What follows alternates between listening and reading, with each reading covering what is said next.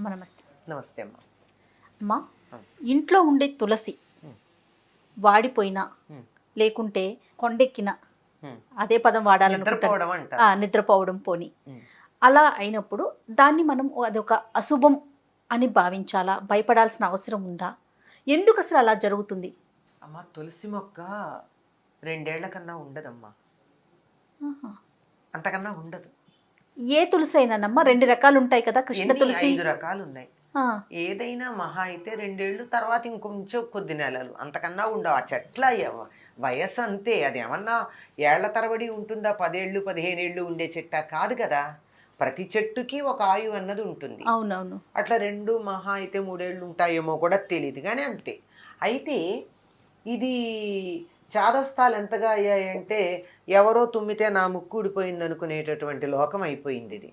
అందువల్ల ఇలాంటి వాటికి ఇది ప్రాధాన్యం ఇచ్చి అసలు విషయాన్ని పక్కకు పెడుతున్నాం. అక్కర్లేని విషయాలకి మరీ ఆధునిక కాలంలో ఇలాంటి చాదస్తాలు ఎక్కువైనాయి. కానీ అయితే ఒకటి, తులసే కాదమ్మా, ఇంట్లో ఏ చెట్టు అయినా వాడిపోయిందంటే అర్థం ఏంటి? మనం దాన్ని శ్రద్ధగా చూసుకోలేదని అర్థం. అంతే, ఒక్కటే మాట. శ్రద్ధ తగ్గిపోయింది. అయితే తులసికి చూడాల్సిన శ్రద్ధ ఏమిటంటే దీనికి విపరీతంగా ఎరువులు అవి వేయరు. మంచినీళ్ళు, మామూలు నేల మంచినీళ్ళే పోయాలి. ఊరికే ఎక్కువగా ఎరువులు అవి వేయడం కాకుండా మంచినీళ్ళు పోస్తే చక్కగా ఎదుగుతుంది, అది తాజాగా ఉంటుంది. పైగా దానికి చలికాలం వస్తే ఆకులు ఒడిలిపోతాయి, దాన్ని నిద్రపోయింది అంటారు. ఎందుకంటే తులసి చలిని తట్టుకోలేదు. అందుకే ఏం చేస్తాం, తులసి కోటలో ఒక చిన్న దీపం పెడతాం. తులసి కోటలో దీపం పెడితే ఏం జరుగుతుంది? ఆ తులసి కోట కొద్దిగా ఈ దీపానికి వేడెక్కి దానికి చలి తగ్గుతుంది. తులసి కోటలో దీపం పెట్టడంలో ఇంత అర్థం కూడా ఉంది, వేరే విషయాలన్నీ అటు నుంచి. అదే, అందులోనూ ముఖ్యంగా మనం ఎప్పుడు పెడతాం? కార్తీక మాసం, చలికాలంలో అలా పెడితే అది దాన్ని నిద్రపోవడం అంటే అలా నిద్రపోకుండా చక్కగా ఆకులన్నీ తాజాగా ఉంటాయి. అంటే నీళ్లు మరీ ఎక్కువ పోసినా తులసి ఉండదు. సరే, ఎండిపోతే అలాగూ ఎండిపోతుంది. సాధారణంగా 2-3 రోజుల వరకు నీళ్లు పోయకపోయినా తులసి ఏమవ్వదు. 3వ రోజు కొంచెం వాడడం మొదలు పెడితే మళ్ళీ నీళ్లు పోస్తే నార్మల్కి వచ్చేస్తుంది. ఇక మరీ రాలిపోయిందా అలాంటివి ఏదైనా ఉంటే వేరు పురుగు ఉండొచ్చు, లేదా మనకు విపరీతమైన భక్తి ఎక్కువైపోయి తులసికి ఏదో కాడకింత కుంకుమ పసుపు పెట్టమంటే అధిక ఫలం అని ఇంత పసుపు ఇంత కుంకుమ పోసామనుకోండి, ఆ పసుపు కుంకాలు ఎక్కువైతే కూడా ఘాటు కదా, ఆ ఘాటు కూడా అవి సెన్సిటివ్ గా ఉంటుందంటారా? చిన్న మొక్కకి పెట్టకూడదు. తులసి చిన్నగా ఉన్నప్పుడు మరీ అంతంత పసుపు కుంకాలు పెడితే, అంటే ఇప్పటి పర్వాలేదులే అంత మైదా పిండేగా, అది కాదు, వాటిల్లో కూడా ఘాటు ఉండట్లేదు. ఘాటైంది ఉంటే మాత్రం కాస్త మొక్క కింద ఆకుపచ్చ రంగు కాకుండా కాడ బ్రౌన్ కలర్ వచ్చాక పెడితే పర్వాలేదు, కానీ లేకపోతే అది నాజుగ్గా ఉంటుంది కదా తులసి, అది ఇదైపోతుంది, ఎండిపోయే అవకాశం ఉంటుంది. అందువల్ల ఇట్లాంటివి ఏమన్నా జరిగాయంటే అది మన దోషం గనక తప్పది, మనం స్వయంకృతంగా చేసాం. లేకుండా 2 ఏళ్ళు అయిపోయాక చెట్టు వాడిపోయింది అనుకోండి, సహజం, అది తప్పేం లేదు. వాడితే కూడా దాన్ని ఏమి మనం బాధపడక్కర్లా. ఇది 2వ ఏడు వచ్చేసింది, తులసి కోటలో ఉన్నటువంటి తులసి వాడిపోతుంది అని అర్థమయ్యి కొత్త మొక్క ముందరే పెట్టాలి. పెడితే ఇది ఎదుగుతూ ఉండగా అది వాడుతుంది. అది ఎండిపోతే అప్పుడు దాన్ని తీసి మళ్ళీ ఎక్కడ పడితే అక్కడ పడేయరమ్మా. బాగా లావుగా ఇంతంత లావున మొదళ్ళు కనుక్కుంటే తులసి పూసలు చేసే వాళ్ళకి ఇవ్వచ్చు, లేదంటే చాలా చక్కగా వాటిని ప్యాక్ చేసి అక్కడ పెడితే ఎవరన్నా హోమం చేస్తూ ఉంటే దానికి వాళ్ళకి తులసి కావాల్సి ఉంటుంది, తులసి వాటి హోమాలు అవి చేసే వాళ్ళకి ఇవ్వచ్చు. ఎక్కడ పడితే అక్కడ చెత్తలో పారేయకూడదు. ఎందుకు అంటే తులసికి ఇంత విలువ ఇవ్వడం, అది పవిత్రంగా ఉంది, ఏదో తులసి అనేటటువంటి గోలోకంలో ఉన్న గోపిక యొక్క అవతారం, ఇవన్నీ పురాణ సంబంధం. మేము పురాణాలు నమ్మమని ఎవరు అడిగారు? నమ్మిన వాళ్ళకి నమ్మినంత, నమ్మలేదనుకో నీ ఇష్టం, నమ్మమని బలవంతం చేయాల్సిన పని లేదు. దాని యొక్క విషయం గనక గమనించినట్టయితే తులసి కోట దగ్గర ఎప్పుడూ కూడా కావలసినంత ప్రాణవాయు ప్రసారం అవుతూ ఉంటుంది. అందువల్ల ఒకసారి దాని చుట్టూతా 3 సార్లు తిరిగామనుకోండి, తిరిగినట్టయితే మరింత ప్రాణవాయువు మనకు వచ్చి మనకి చక్కగా శక్తి ఉంటుంది. ఇది. తర్వాత అనేక రకాలైనటువంటి సూక్ష్మ క్రిములను అది పోగొట్టగలదు. వాతావరణంలో ఉన్న కాలుష్యాన్ని పోగొట్టగలదు. ఈ సంగతి మనం చెప్పడం కాదు, పాశ్చాత్య దేశీయులు కనుక్కున్నారు. అమెరికాలో చాలా సంవత్సరాల క్రితం, సుమారుగా 20 ఏళ్ళు అయి ఉండొచ్చు, క్రితం ఒక రోడ్డు పక్కన ఒక శవం దొరికింది. ఆ శవం చచ్చిపోయి అది వాడిని చంపేసి చాలా రోజులైంది. అంటే ఆ కేసు కోసం వీళ్ళు చూస్తుంటే అల్టిమేట్గా దొరికింది.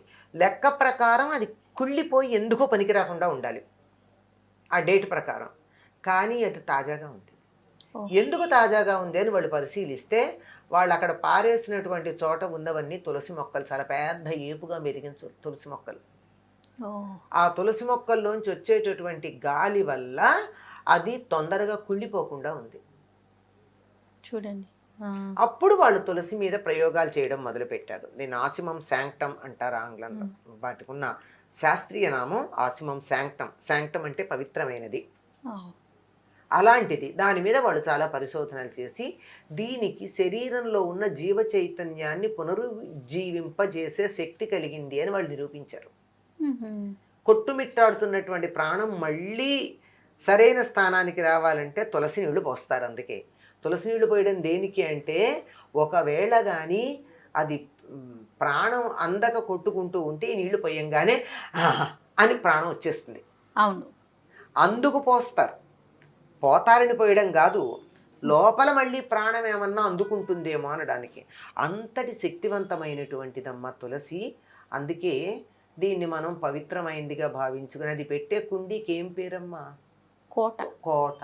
కోట అంటే ఏమిటి అర్థం? రక్షించేదని అర్థం. తులసి కోట ఉందంటే మనని కోటలాగా రక్షిస్తుందని. ఇన్ని ఆరోగ్య విషయాలని ఇందులో పెట్టి మనకి చెప్తే అది చేదస్తాం. దీనివల్ల ఏమొస్తుంది? ఏమీ రాదంటే రాదు. తులసి ఇంట్లో ఉంది అంటే ఒక వైద్యుడు ఉన్నట్టే. చిన్నపిల్లలు ఉన్నారు, జలుబు చేసింది, 2 తులసాకులు తెచ్చి ఇట్లా అరచేతిలో ఇట్లా అనుకుంటే రసం వస్తుంది, ఒక చుక్క. ఆ చుక్క రసంలో ఇంకో చుక్క తేనె కలిపి పిల్లలకి నాకిస్తే తగ్గుతారు, కొంచెం ఇబ్బంది పడతారు, అవుతుంది, అయిపోయింది, ఫ్లమ్ పోయింది. అంత తేలిక. జ్వరం వచ్చింది, తులసి ఆకులు ఇలా దళంలాగా తుంచి పైన పువ్వు అవన్నీ ఉన్నా సరే వాటన్నిటితో కూడా వాటన్నిటిని తీసుకొచ్చి మరుగుతున్న నీళ్ళల్లో వేసి 2-3 నిమిషాలు అంతో మరగబెట్టి ఆ నీళ్ళు ఇస్తే జ్వరం తగ్గుతుంది. అంటే ఇవన్నీ ఆరోగ్యంగా ఉన్న వాళ్ళకి సీజనల్గా వచ్చే వాటికి చెప్తున్నా. వేరే రోగాలు ఉంటే మనకు తగ్గుతుందని చెప్పలేం.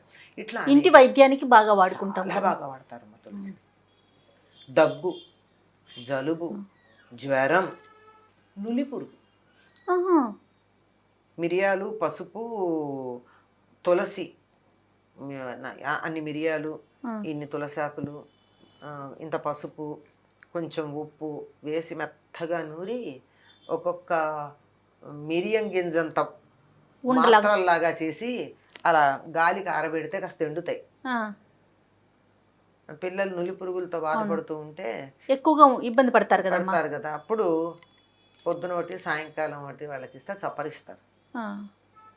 అది ఇంకొంచెం పిల్లలు పెద్దవాళ్ళు అయితే కొంచెం పెద్ద ఒక కుంకుడి గింజంతా, పెద్ద శనగ గింజంతా చేసి పెట్టి చేస్తే. గృహ వైద్యానికి కదమ్మా, అనేక రకాలైన మందుల్లో కూడా వాడుతున్నారు కదా తులసిని. చాలా బాగా వాడు. ఇందులో 5 రకాలు ఉన్నాయి అంటారు. ఇలా ఇక చెప్పుకుంటూ ఉంటే ఫ్లోరోసిస్ తగ్గిస్తుందని ఎన్ని ఉన్నాయి. ఇప్పుడు ఫ్లోరోసిస్తో బాధపడుతున్న జిల్లాలు ఉన్నాయి కదా, అక్కడ మరి కలెక్టర్ అందరూ తులసిని పెంచి 2 తులసి ఆకులు వేసి నీళ్లలో తాగండి మీకు ఫ్లోరోసిస్ రాదని చెప్పి దాన్ని ప్రయోగాత్మకంగా నిరూపించారు కదా. ఇట్లాంటివన్నీ ఉన్నప్పుడు అందుకని దానికి దండం పెట్టుకుంటాం. తులసి కోటలో ఉన్నటువంటి చెట్టు ఎండిపోయిందంటే సహజంగా దానికి ఆయువైపోయి ఎండిపోవడమే కాకుండా మధ్యలో దాన్ని మనం ఇల్ట్రీట్ చేస్తే కూడా అది ఉండదండి. అంటే మన లోపాలు మనం దాన్ని గౌరవించాలి. చెట్లు కూడా ఇది ఉంటుంది, ప్రాణం ఉంటుంది, మనసు ఉంటుంది. మీరు ప్రయోగాత్మకంగా చూడొచ్చు. తులసి మొక్కే కాదు, ఏ మొక్క దగ్గరికైనా వెళ్ళి ప్రతిరోజు ఒకే సమయానికి దానికి నీళ్లు పోసి బాగున్నావా, ఐ లవ్ యూ అని చెప్పండి. 15 రోజుల తర్వాత మీరు అక్కడికి వెళ్తే ఆ కొమ్మ మీ వైపుకు వంగి తీరుతుంది, ఇందులో అనుమానం ఏం లేదు. బట్ నాలికతో అనొద్దు, ఇక్కడి నుంచి అనాలి. అది ఏ మొక్కైనా అలా ఉన్నప్పుడు ఇది మరీ అధికంగా ఉంటుంది.